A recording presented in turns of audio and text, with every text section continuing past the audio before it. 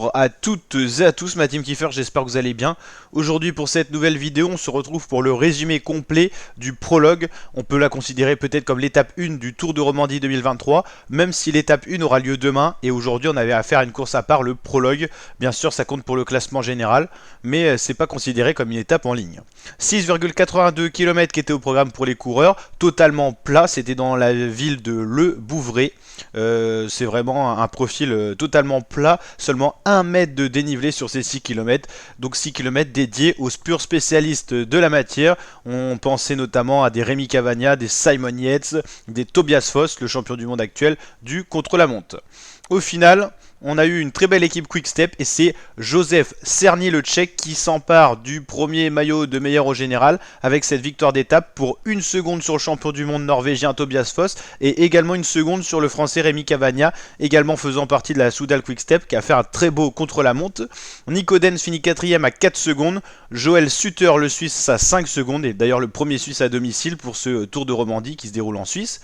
Ethan Hayters fait 6 le Britannique, Michael Beer 7, Sobrero 8, Ivo Oliveira 9 et Ethan Vernon pour la Quick Step également top 10.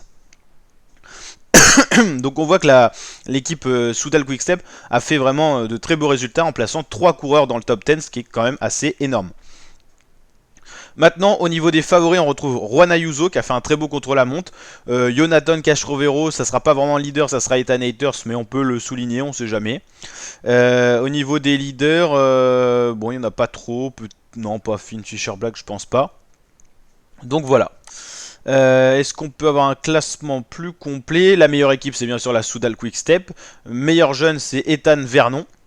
Et si on va voir un peu plus détaillé le classement général, donc du maillot jaune, est-ce qu'on peut l'avoir? Hop, hop, hop. Ok. Alors le site est assez troublant, je vous l'avoue, pour le Tour de Romandie. C'est un site un peu à l'ancienne.